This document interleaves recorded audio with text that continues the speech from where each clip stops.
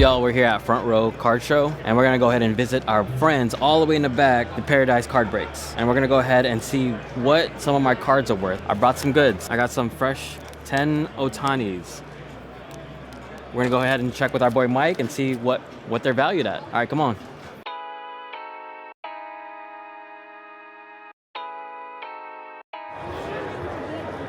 Mike, what's good, my boy? What's going on, brother? How are you? So as promised, I was gonna bring in these today. Is it showtime? Showtime. All right. There we go. And then tell me a little bit of some of the cards that you're like, if you like any of them, why you like them. The standouts for me are going to be these two. Rookie Ohtani, especially the chrome. Anything in a gem. Pitching's always going to have a little bit more extra value in my eyes too, with him being the dual threat. The fact that he can pitch and out hit most players. So that's definitely going to have my interest. I like this one just because I'm a hat guy. Yeah. The two-tone hat, just natural. Okay. It's tops now. It's a little something different, but I think that's super cool. And then just seeing him actually at the podium, kind of cool, man. He's kind of being human in there and not being like the greatest athlete in When I was baseball. at the shop, when I was buying this one, I argued. I was like, man, do I really want the one at the podium? Well, no, you don't really have that, you know? It's a unique piece, man. There's that one right there. I think that's super sick. sick. Here, let me go ahead and show that back to you. Yeah, and then you can see the Dodgers hat, so naturally I'm going to gravitate towards these. So Cool. can't go wrong, man. Hopefully he's got a nice little three-peat under his belt this year. Are you a fan of the Allen Ginzers on these? I do like the Allen and Ginter, man. The mini cards, they're unique. I like the artwork on there. You can see him sliding into base and everything like that. Just cool cards, man. You never know what you're gonna get out of Allen and Ginter. All right. Well, we're here. Let's get you some values. Let's get some values, man. Check them out for you. So there's Tops Now stuff. It goes up and down. Right now, you have most recent at 75. Get one at 95 right before that. Sneaky auction at 41 that I wouldn't really include in value. Okay. So I'd find myself valuing it kind of right between those two most recent at 95 and 75. Okay. So I'd be right at 85 value on this. And that's why you're putting the V on there for the value. Yeah, for value, exactly. Okay. Not what I would pay on it, but that's what I think the card is worth based on sales. It's pretty much what you would get at any of these guys buying. 100%. So on the Allen and Ginter, 3 most recent, and then 2, you always got to look at something when an auction sells in comparison to a best offer. Auctions can be poorly listed, not have enough description on there, so it won't get enough eyes. People are trying to search for a specific card and it doesn't pop up. Is that why you see when you're in sold sometimes you're like, oh man, this sold for cheap? Yep. It's because the listing wasn't really that good? And I've been victim to a poorly listed auction. I've been the beneficiary of a poorly listed auction in the buying side. So it's a double-edged sword. Would your advice be like maybe find that other card and see what the description is and kind of like copy it? Yeah, just make sure when you're looking at sales, always consider the fact that an auction could have been slipped through, poorly listed, not enough eyes were on it, maybe it wasn't listed long enough. Yeah. When you have a best offer, someone's willing to pay whatever someone had it listed at. Speaks volumes to what the card could be worth. So like last 3 on this, you have 161 as a best offer early April. You have an auction that snuck in for 105, which is tough. Dude, snuck that one in. Doesn't help the card out, but then you have another auction more recent at 152. Okay. So I would value it on the 2 higher sides, to be honest. So between 150 and 160, so I'd value it right at 155. 155, okay. Yep. Now we're getting to the good stuff. It's also Ohtani too, so when you see this stuff sneak through, that's just a very fortunate person. Guy got lucky. This is one of those guys that you can pay strong on, and in a couple of weeks, you'll actually be back into the money. It's the only person like that, an absolute unicorn. Cannot do that with anybody else, huh? You really can't. It's only with GOATs. Jordans, Kobe's, LeBron's, Charizards, Tiger Woods, stuff like that. So on the Tops Now with the fire hat, you have 3 most recent. This is gonna be easy because these are all consistent. There's auctions and best offers, but they're all in the same ballpark. 270, 280, and 255. So I'd probably put that one a little bit on the higher side of that 270, that last comp. 270. That's where I would put that. Gypsy Queen. So this one's, it's a nicer out of the stack too as far as value on it. So it's got some good value. It's gone down a little bit recently, but I won't, knowing that it's Ohtani, I wouldn't devalue it. You have the 3 most recent, you have a 480, you have a 440, and then the most recent at 390. Be right in the middle at that 440 between the 3 sales. Not bad at all, man. You've made some good purchases. This is all liquid stuff, man. Nothing like Ohtani. Can you explain to them what liquid means in this card? Liquid, in a sense, is anything that you can. It's easy to comp. You're gonna have cells that are consistent. Card will sell 5 times a day even. So you see the market go up and down on it very easily. It's something that I could buy today, price, put it in my showcase, and probably sell it in the next couple of hours. It's just something so in demand. That's what makes it liquid. And you think anybody here would probably buy it? Like any vendor here would probably buy it? Unless they're Pokemon, but Absolutely. sports. Yeah, anything that's Otani though. That's a, It'll sell. Say a no-brainer? Yep, absolutely. No-brainer. This is the good stuff to buy too. When everyone tells you I should have bought that Otani card a year ago, buy it today. Buy it today, buy it tomorrow. The guy's probably gonna have his third World Series, which is unheard of. Go buy your Otani. And then it's gonna go back up again. Don't consider overpaying. Pay what it's worth today because you're gonna benefit tomorrow. So on the At the Podium, consistent sales on this one. You have a recent auction. Those auctions they can be tough when trying to sell.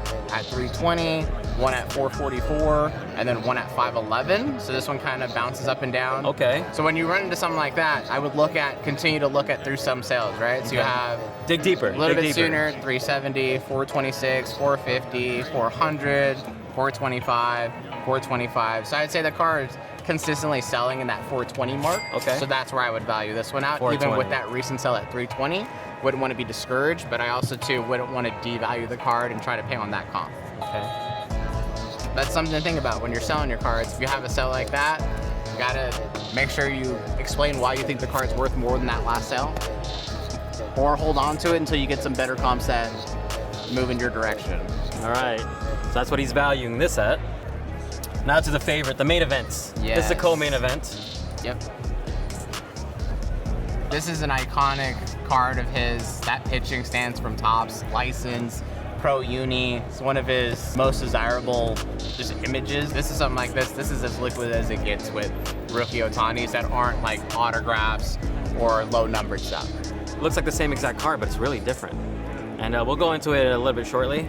This is just going to be the regular Topps. This is going to be a paper set that's released in comparison to the Chrome, which is going to have a nicer card stock and a natural like shine to the card. Always with anything, this would be kind of like the Toyota version of the card. This would be like the Lexus version of it, so just the higher end version of it. So I would say on this one, you have 709 most recent auction. You have a sneaky 660. You have another 720, 730.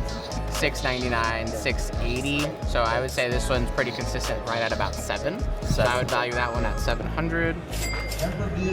And then for the main events. Yes. And this is one of your favorites, right?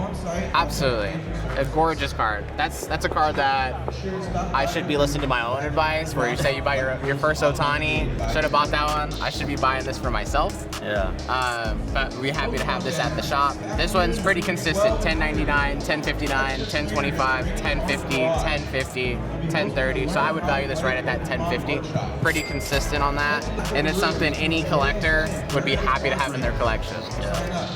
Yeah. All right, so let's there's see. our values out on everything. Now let's just say I was wanting to sell it to you. What would you actually offer me as a cash value for all these? Or cash offer. I know what the value would be. What would be the cash offer? So let's get you a grand total. He's gonna add it all up right now. And I kind of learned this from Mike on how you should add all this up. He's pretty good at this. He told me he wasn't always good at it, but he's good at this now. It takes time, yeah. You take some wins and some losses to build some character, then you kind of hone in on where you like to be on your sales. 155, 85, 85, 270, 440, 420, 700, 1050. So you're at 3205 value. We got to make sure that we're able to make some money ourselves too. Okay. Typically something like this, I'd be happy paying 85%, but you have some nicer ones that are a little bit higher up. So I'd be a little bit more generous with my offer, knowing that Otani's going to sell really well. So I'd get closer to that 90% mark. I would go up to 90 on these, just knowing how liquid Otani is. My initial offer would have been probably closer to 27, 25. Okay. I would instead offer you 28.80. 28.80. So that's a good increase. And I'd be confident buying these at 90% and being able to list them at 10% higher than what I have them listed at, expecting someone to potentially talk me down 5%. But I would be firm in sticking at those values because we just know there's nothing like Otani. It's liquid. Anything I say, like you buy your first Otani card, 2 months, you're probably up.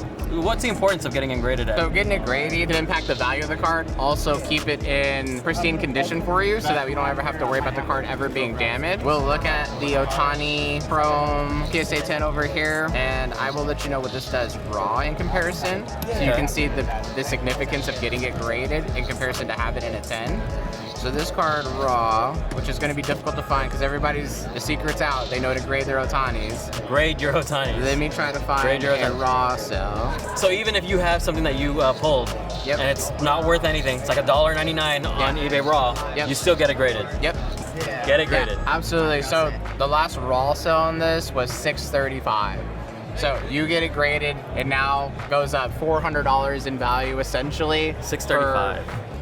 You know, whatever your submission would cost you, and then it's something you hold. This over time will increase in value a lot stronger than the raw card, and you never have to worry about it ever getting damaged or any issues with any creasing and stuff like that. Well, look at that. You got your lesson in today on how you would value some of these cards. Reach you back at the shop, right? Sounds All right, good. Mike. Thank you. Hey, appreciate you, brother. All right.